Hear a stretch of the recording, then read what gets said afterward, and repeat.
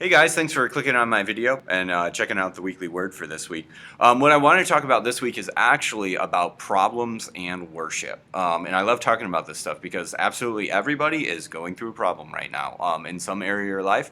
And it's just something that we all have to deal with in life. In talking about problems, here's a great verse that we want to start with. This is James chapter 1, verse 3 through 4. Consider it pure joy, my brothers and sisters, when you face trials of many kinds. Hey, that sounds great. Because you know that the testing of your faith produces perseverance. Let perseverance finish its work so that you may be mature and complete, not lacking anything. So it's kind of a hard verse to take that, hey, consider it pure joy, when you're facing trials. One quick thing I do want to say in that, though, is a lot of people will say, hey, it's good that God gives us problems because he likes to refine our character, like he did that with Job, sorry. He likes to do stuff like that with Job. And I don't think that's actually accurate. I think God gives us problems, and in that our faith grows. That's not necessarily about our character, although I think our faith and our character are somewhat tied. I don't think that God likes to punish us with hard things. I think God is amazing at redeeming situations, and maybe you were led into something that maybe God didn't want, and he redeemed it with you having better character.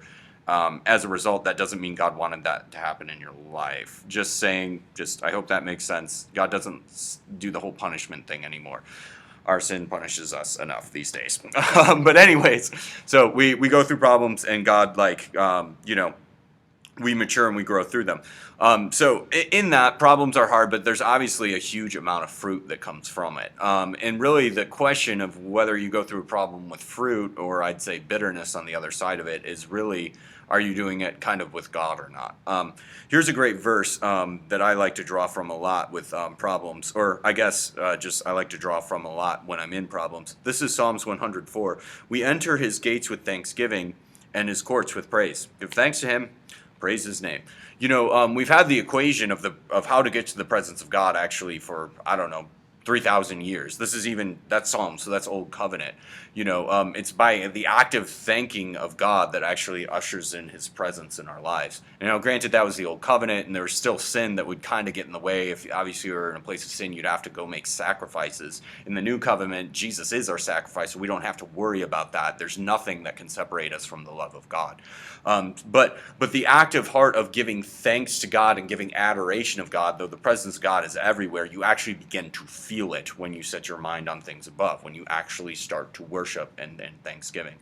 So in our lives and in all of our problems, the quickest entry place, I think, into the throne room and into the presence of God has always been thanksgiving. It's always been intentionally turning our mind into a place of adoration and of worship. And now worship is something that, it's not just a weekend service. Worship can actually be done a number of different ways. I mean, a lot of us, when we hear worship, we just think singing.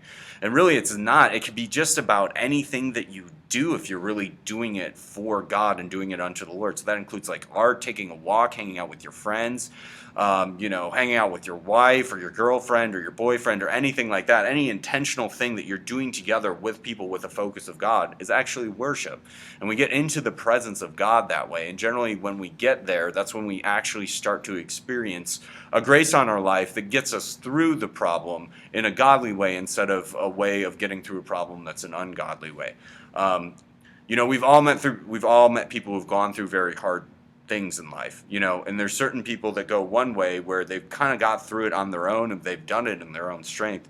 And granted, yeah, they've gotten through some really hard things, but you can see it's taken a toll on their life. They're bitter, it looks like strength, as in they're kind of strong and they can handle problems, but really they've kind of grown cold. They no longer outreach. They don't trust people as much.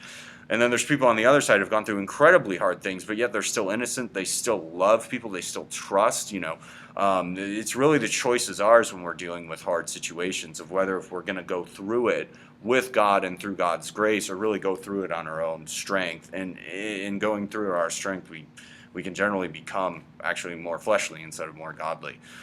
God's grace will get you through generally, I believe that he'll pull you through any problem because he loves you. The choice of how you deal with it is actually completely up to you. and choosing to deal with it the godly way, I think the start is always in worship. Even though generally that can be one of the hardest things to do. Your flesh generally does not want to go that way. When we go through a problem, a lot of times it's something big, and then we always have this tendency to blame God. God, if you really loved me, why would you get me into this place? Sort of thing. And I honestly, I just don't think those are even good questions to ask. Just stop, worship Lord. Just worship God. And generally in that place, you'll find grace. And a lot of times, hey, where the Spirit of the Lord is, there is freedom. So a lot of times when we get into that place, we actually begin to see the problem much differently. Maybe it's not even as big as we think. Or we get to see God much clearer through the problem. And that in itself is a win. So thanks, guys, for giving me your time. God bless you and your problems and your circumstances. Spend some time worshiping this week.